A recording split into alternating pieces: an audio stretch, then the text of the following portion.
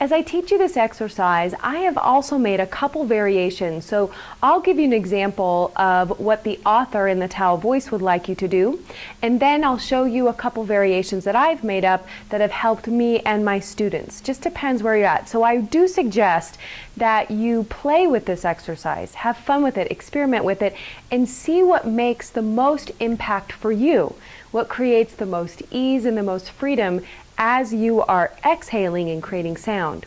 So the basis of this exercise is this hand motion as we inhale in. We inhale in here from this core place of our breath, and as this expands, our hand is directed outward. So we've got this balance between inhale and extension. But as we exhale, we bring our hand back down to our core to balance the exhale out with the motion of coming back in. So it creates a balance between the inhale and exhale and the motion, the physical motion of going out. So I'll show you how this works on a simple inhale, exhale. So on the inhale, exhale,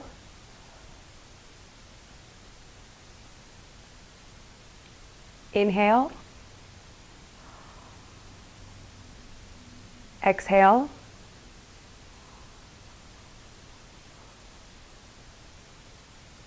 okay, so that's the basis of it. Now when we start adding sound, like I said, I like to give a slight lift to my soft palate. So you'll know that I'm lifting and doming, maybe keeping a small smile in that soft palate area. Okay, now I'll give you an example with a hum.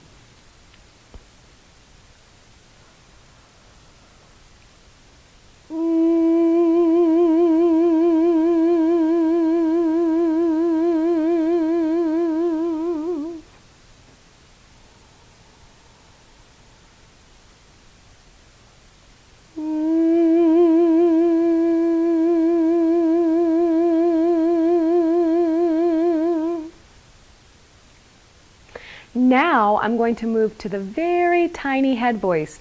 You will find in this exercise that I tend to allow my voice to pick the note of what it wants to sing. So it may be kind of random, but I like that because I feel that sometimes my body knows exactly where it wants to start to warm up. So I'll let my body pick the pitch.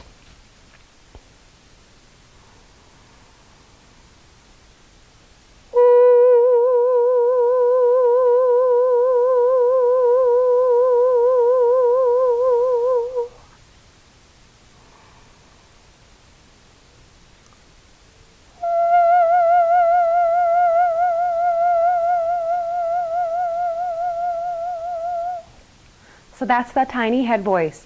Now, a variation of this that I felt that would help me get this idea of the balance between making sound and the exhale and the breathing was to actually create more of a circle for me. So what I like to do is I like to inhale in as my hand extends, and on the exhale, I actually allow my hand to come back all the way through here.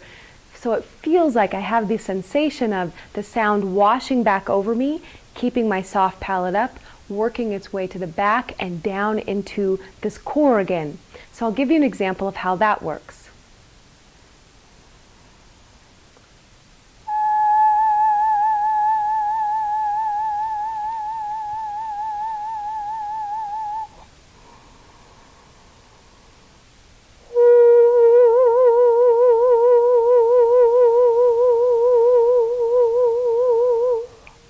Okay.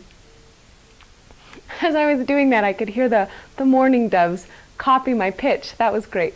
Outside singing. Okay, so now I'm going to do it on an ooh.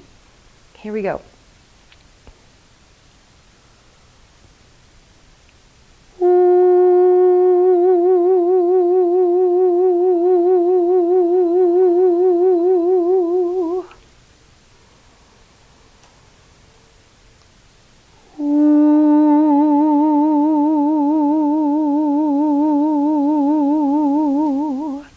Now for my variation.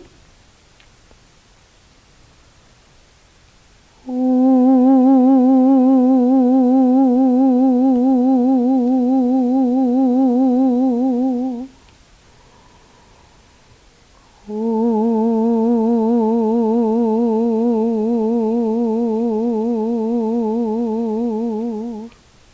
All right, now we'll move to an ah.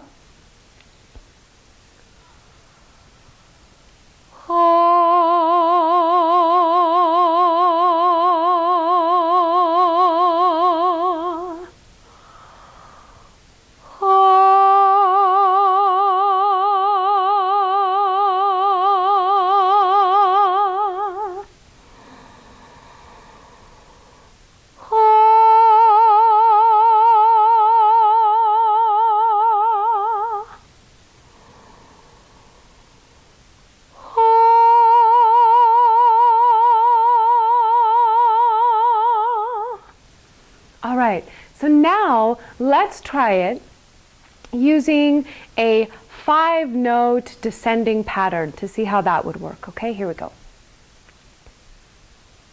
Oh, and we could also add 2 hands. Why not try that one? Here we go.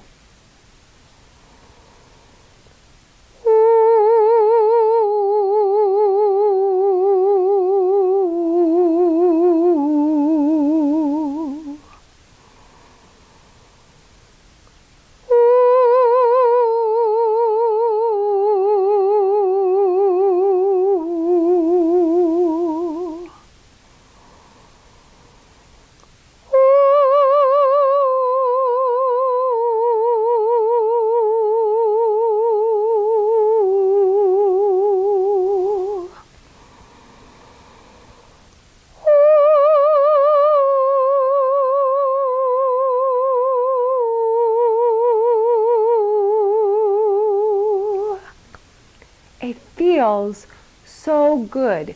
And I'm really truly concentrating on the feel rather than worrying about what it's sounding like to you or sounding like to me. So being in touch with the feel so I can feel the ease of the sound, the low expansion of the breath, the feeling of really drinking in my own tone and what that feels like, and the relaxation around the entire experience.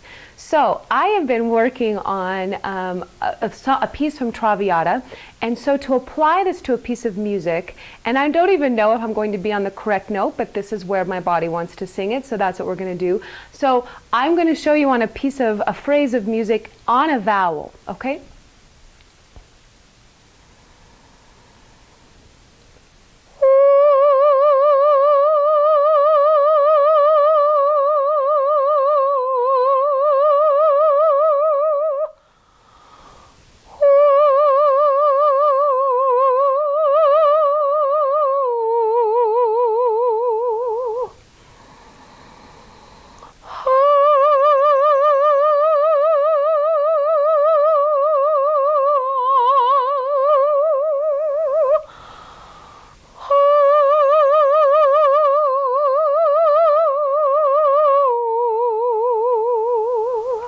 Okay, so you go ahead, you try this out, experiment.